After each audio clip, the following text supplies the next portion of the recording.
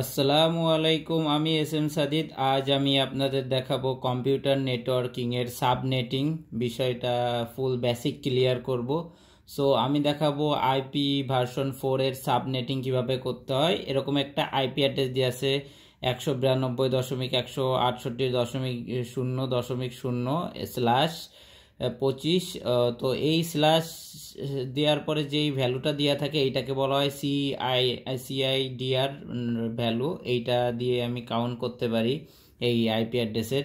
So ফার্স্টের কাজ যে আমার এরকম কোশ্চেন দিতে পারে, এরকম একটা আইপি অ্যাড্রেস আর সিআইডিআর ভ্যালু দিয়ে আমার বলা থাকতে পারে যে ব্লক সাইজ কত, number of network or subnet কতগুলো আছে, তারপর হলো নাম্বার অফ টোটাল হোস্ট কত আছে, ভ্যালিড অর ইউজারেবল হোস্ট কত আছে, আর সাবনেট মার্কস কত। এগুলো আমার ফাইন্ড আউট করতে বলতে পারে। ফার্স্টে এরকম একটা কোশ্চেন থাকতে পারে। তো এইটা কিভাবে সলভ করব আসুন এখন দেখা যাক। যখন আমার এরকম একটা আইপি অ্যাড্রেস দেওয়া থাকে এবং একটা সিআইডিআর ভ্যালু দেওয়া থাকে, তো আমার ফার্স্টে কি করতে হয়, এখানে আমরা জানি যে আইপি অ্যাড্রেসের হইলো সবগুলো 32 বিট করে হয়।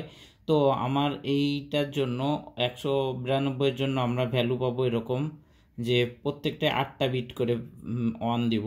1 2 3 4 5 6 7 8 অন দিলাম। তারপরে এগেইন আবার এই বিটের জন্য অন দিব। এইখানে 25টা অন হবে সহজ হিসাব। যদি সিআইডিআর ভ্যালু দেওয়া থাকে 25 এরকম দেওয়া থাকলে আমার টোটাল হলো 32টা বিট হবে। তো আমার 25টা অন থাকবে আর বাকিগুলো জিরো থাকবে। দেন এইখানে 8টা হয়েছে। দেন 9 10 11 12 13 14 15 16 17 18 19 20 21 22 23 24।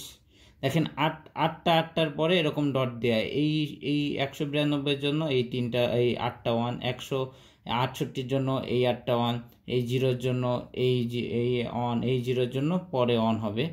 তো আসলে এইটা এইভাবে কাউন্ট করতে হয়। এইবার দেখেন আমার 24টা অন অলরেডি হয়ে গেছে। এবার 25টা অন দিছি। এইবার 25টা অন দেওয়ার পরে আর বাকি যেই 7টা জিরো হবে 3 4 5 6 7 8। দেখেন এই 1 2 3 4 5 6 7 8টা জিরো দিছি। হ্যাঁ, এখন এইটা কেন দিছি এর হিসাব আমি বলতেছি। এখন আমরা জানি যে 128, দেন 64, দেন 32, দেন 16, 8 4 2 1। আমরা এইভাবে করে টোটাল কাউন্ট করতে পারি বিটগুলোকে। হ্যাঁ, এখন আমি এইটা নিয়ে কোনো কাজ করব না, কেননা এইটা ফুল অন আছে। যেগুলো ফুল অন থাকবে সেগুলো নিয়ে কাজ করব না। এইখানে যদি আমার ম্যাক্সিমাম 7টা অন থেকে একটা জিরো থাকতো তাও এইটা নিয়ে কাজ করতাম। বা ধরেন এইটাও ফিল আপ আছে, এইখানে যে চেঞ্জ, তখন আমি এইটা নিয়ে কাজ করতাম। হ্যাঁ, আমি আশা করি বুঝাইতে পারছি। যদি ধরেন এইখানে সবগুলো জিরো বাট এইখানে একটা জিরো আছে, তখন আমি এই বিটটা নিয়ে কাজ করতাম। এখন আমি এইটা নিয়ে আমি হিসাব করব বা ক্যালকুলেশন করব। ওকে, দেন আমার ওয়ান কই আছে, অন আছে কোনটার নিচে, শুধু অন 100। এইখানে আমার এইভাবে করে দিতে হবে যে এইটার নিচে ওয়ান আছে, শুধু এইখানে ওয়ান আছে আর বাকিগুলো সব জিরো দিলে, তাহলে এইখানে ভ্যালু আমি কত পাইতেছি, অনলি 128 পাচ্ছি, তাই না? তাহলে আমার এইটার জন্য আমি যদি সাবনেটিং লিখতে যাই, বা ধরেন আমি এই যে সাবনেট মার্কস যদি লিখতে চাই, তো এই 8টা ওয়ানের জন্য আমি বলতে পারি 255 ডট, এই 8টা ওয়ানের জন্য বলতে পারি 255। এখন 255 কেন লিখতেছি এটাও এক্সপ্লেন করতেছি। এই 8টা ওয়ানের জন্য লিখতে পারি 255 ডট। এইবার এইখানে আমি ভ্যালু কত পাইছি, ভ্যালু পাইছি 128। এই যে 128, এইটাকে বলা হয় সাবনেটিং। এখন আসেন যে আমি কেন এই 8টা ওয়ানের জন্য 255 লিখলাম। দেখেন এই সবগুলো সংখ্যার নিচে আমি যদি অন বসাই তাহলে এটার ক্যালকুলেশন করলে কত হয়, আমি ক্যালকুলেশনটা করে দেখাই। 128 plus 64 plus 32 plus 16 plus 8 plus 4 plus 2 plus 1। দেখেন 255 আসছে। বুঝাইতে পারছি? আমি এগুলো এই সব অনগুলো এই ওয়ানগুলো এইগুলোর নিচে বসাইছি, পাইছি 255। দেন এই ওয়ানগুলো এর নিচে বসাইছি, পাইছি 255। দেই এই ওয়ানগুলো এর নিচে বসাইছি 255। তারপরে এই ভ্যালুগুলো সব বসাইছি। এখানে ওয়ান বসানোর পরে এই যে বাকিগুলোতে আমি 0 0 0 0 0 0 0 বসালাম। তার মানে যেইটা ওয়ান থাকবে শুধু সেইটাই আমি ক্যালকুলেশন করবো। এখানে দেখেন এগুলোই সব ওয়ান ছিল, তাই সবগুলোর যোগফল করছি। এখানে শুধু এই 128-এর নিচেই ওয়ান আছে, তাই আমি শুধু এই 128-ই লিখছি। আশা করি সাবনেটিং মার্কসটা আমি বুঝাতে পারছি। এটা সব থেকে সহজের জন্য আগে এটা বুঝালাম, এগুলো সবই সোজা, জাস্ট বুঝানোর জন্য। এখন আসেন ব্লক সাইজ কত হবে। এখন ব্লক সাইজটা কাউন্ট করতে হবে যে আমার লাস্ট ওয়ান যেইখানে যে শেষ হয়েছে, এই ওয়ানের পরে যখন মানে জিরো যেইখান থেকে শুরু হয়েছে তার আগের ওয়ান, তাই হইলো আমার ব্লক সাইজ। তাহলে এই ওয়ানটা কত ব্লক সাইজে বলেন তো? 128। এর ব্লক সাইজ কত হবে? 128 হবে। এর ব্লক সাইজ কত হবে? 128।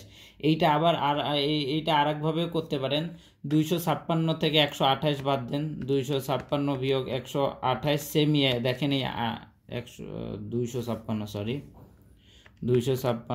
বিয়োগ 128 বাদ দেন, দেখেন 256 বিয়োগ 128, দেখেন 128ই আসছে। সো ব্লক সাইজ হিসাব করবেন যে আমার লাস্ট জিরো কোথার থেকে শুরু হয়েছে। এই যে লাস্ট জিরো যার থেকে শুরু হয়েছে তার আগের সংখ্যা, এই যে লাস্ট জিরো শুরু হয়েছে তার আগের সংখ্যা কত? 128, তাই হলো ব্লক সাইজ হলো সেইটা। সবসময় দেখবেন যে জিরো যেখান থেকে শুরু হয়েছে তার আগের ওয়ানটাই হইলো ব্লক সাইজ। আগের ওয়ান কততে আছে? 128-এ, তাই 128 হলো ব্লক সাইজ। এইবার আসেন নেটওয়ার্ক বা সাবনেট কয়টা। এর ছোট 2^x। তো এইখানে 2 দিলাম। এখন এক্স হইল যত সংখ্যক ওয়ান আছে, যত সংখ্যক ওয়ান মানে কোনগুলো লাস্টে, এই যে এইটার থেকে আমি কাউন্ট করব, যেইটা নিয়ে আমি ক্যালকুলেশন করব সেইখানের আমি ওয়ানগুলো কাউন্ট করব। এখানে কয়টা ওয়ান আছে? একটা ওয়ান, তার মানে এইটা 2।